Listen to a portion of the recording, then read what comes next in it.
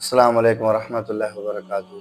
الصلاۃ والسلام علیکہ یا رسول اللہ، الصلاۃ والسلام علیکہ یا حبیب اللہ وعلی آلہ وصحبہ یا رحمۃ اللہ علیہ۔ حضرات، آج ہم ایک ایسے موضوع پر بات کریں گے جس کا تعلق دنیا اور آخرت دونوں میں کامیابی سے ہے، اور وہ موضوع ہے والدین کے ساتھ حسن سلوک کرنا۔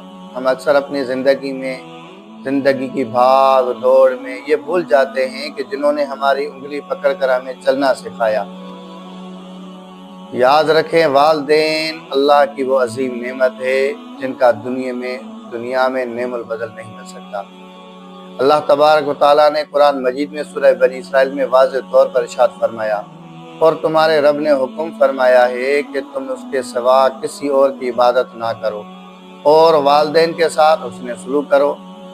اللہ تبارک تعالیٰ، غور کیجئے کہ اللہ تبارک و تعالیٰ نے کائنات کے مالک نے اپنی عبادت کے فوراً بعد اگر کسی کا ذکر کیا ہے وہ ہے والدین کی خدمت، اور یہ اس بات کی بڑی دلیل ہے کہ اللہ تبارک و تعالیٰ کے نزدیک والدین کا مقام کتنا بلند اور مقدس ہے، جن کے لیے اللہ تبارک تعالیٰ نے فرمایا اف ولا تنہر، اپنے ماں باپ کو اف بھی نہ کرو اور جھڑکو بھی مت۔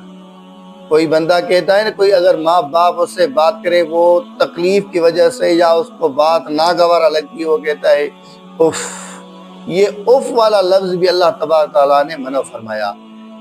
تو ذرا غور کیجئے کہ ان کا مقام کتنا عظیم ہے۔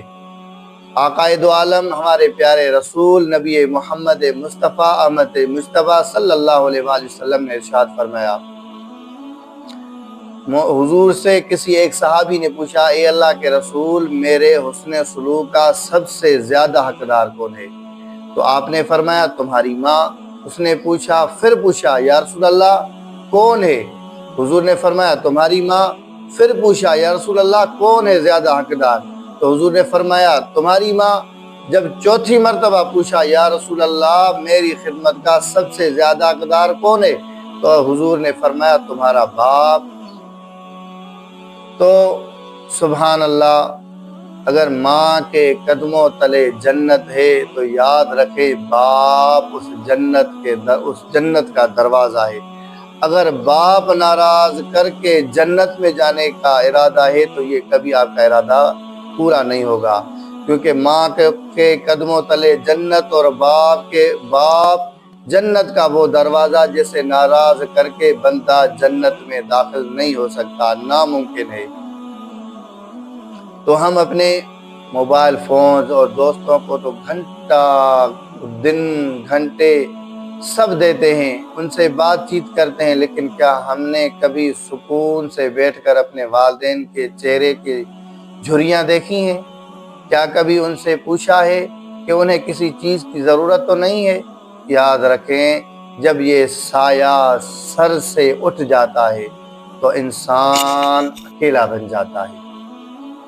جس چیز کی ضرورت نہیں ہوتی، یاد رکھیں جب یہ سایہ نہیں ہوتا تو انسان اکیلا ہو جاتا ہے۔ ان کے سامنے اف تک نہ کہیں، بلکہ ان سے ہمیشہ نرمی اور محبت کے ساتھ بات کریں۔ حضور نے فرمایا اگر آپ کو حج اور عمرہ کرنا ہے تو صبح سویرے ماں باپ کے چہرے کو خوشی کے ساتھ دیکھو، آپ کو حج اور عمرے کی سعادت نصیب ہو جائے گی۔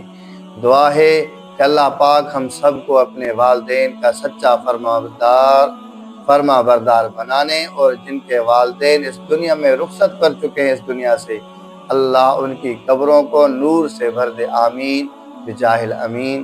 السلام علیکم ورحمۃ اللہ وبرکاتہ۔